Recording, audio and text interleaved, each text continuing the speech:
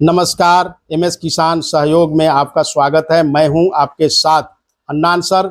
महाराष्ट्र सरकार ने पुण्य श्लोक अहिल्या देवी होलकर किसान कर्ज मुक्ति योजना के तहत किसानों की कर्ज माफी की प्रक्रिया शुरू कर दी है। प्राकृतिक आपदा, बदलते मौसम और बढ़ती लागत के कारण कई किसान कर्ज के बोझ तले दबे हुए हैं। इसीलिए राज्य सरकार पात्र किसानों को 2 लाख तक का कर्ज माफ कर रही है। इस योजना के जरिए किसानों का कर्ज माफ करके राज्य सरकार उनकी ईमानदारी से कर्ज चुकाने के प्रयास का सम्मान करने जा रही है। इस योजना के मुताबिक 1 अप्रैल 2019 से 31 मार्च 2025 के बीच लिया गया है और 30 सितंबर 2025 तक बकाया रहा शॉर्ट टर्म क्रॉप लोन माफ किया जाएगा।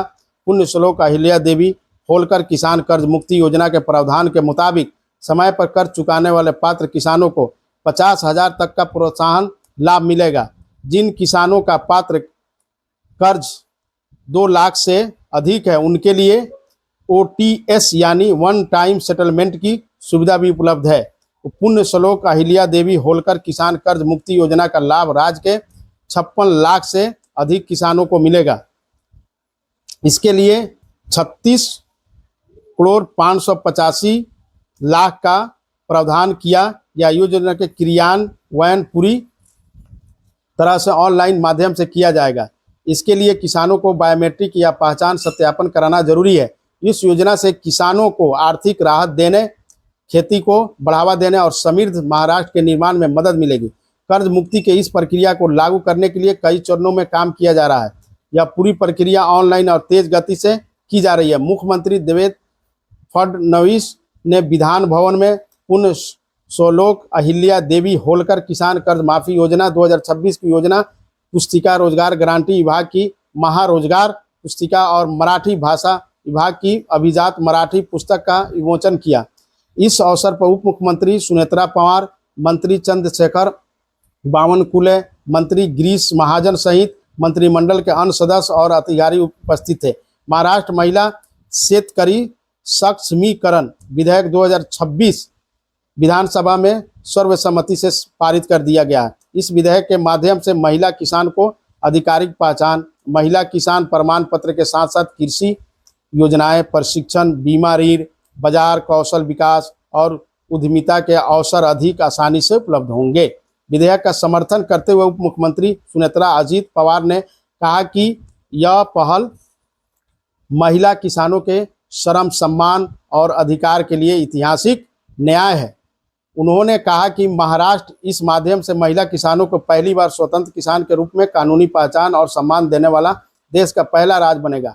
महाराष्ट्र में कृषि क्षेत्र में उल्लेखनीय कार्य करने वाले किसानों, शोधकर्ताओं और संस्थाओं को मुंबई के वर्ली डोम में आयोजित कृषि पुरस्कार वितरण समारोह में सम्मानित किया गया। इस कार्यक्रम में राज्यपाल और मुख्यमंत्री फडणवीस मुख्य रूप से उपस्थित थे। मुख्यमंत्री फडणवीस ने कहा कि दूसरे किसानों के लिए प्रेरणा बनने वाले पुरस्कार विजेता किसान ही कृषि विभाग के असली अम्बेसडर हैं। इस अवसर पर उप मुख्यमंत्री सुचित्रा पवार और कृषि मंत्री दत्तात्रेय भरने सहित अन्य गणमान्य व्यक्ति उपस्थित थे। मुख्यमंत्री देवेंद्र फडणवीस ने कहा कि जीएसटी कलेक्शन के मामले में महाराष्ट्र देश का अग्रणी राज्य है। 9वें जीएसटी डे के मौके पर मुख्यमंत्री ने कहा कि महाराष्ट्र वह राज्य भी है जिससे जीएसटी कलेक्शन के बदले केंद्र सरकार से सबसे अधिक लाभ प्राप्त होता है। इसलिए जीएसटी प्रणाली में महाराष्ट्र देश की राजधानी है। मुख्यमंत्री देवेंद्र फडणवीस की अध्यक्षता में हरित महाराष्ट्र आयोग के वृक्षारोपण अभियान की समीक्षा की बैठक आयोजित की गई। मुख्यमंत्री देवेंद्र फडणवीस ने कहा कि इस वर्ष 18 करोड़ वृक्षारोपण का लक्ष्य रखा गया है।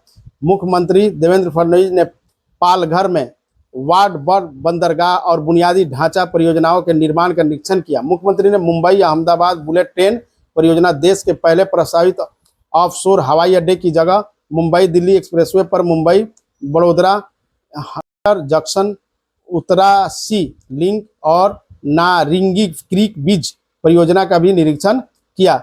विधान भवन में मुख्यमंत्री देवेंद्र फडणवीस की अध्यक्षता में पंढरपुर तीर्थ क्षेत्र विकास योजना के संबंध में बैठक संपन्न हुई।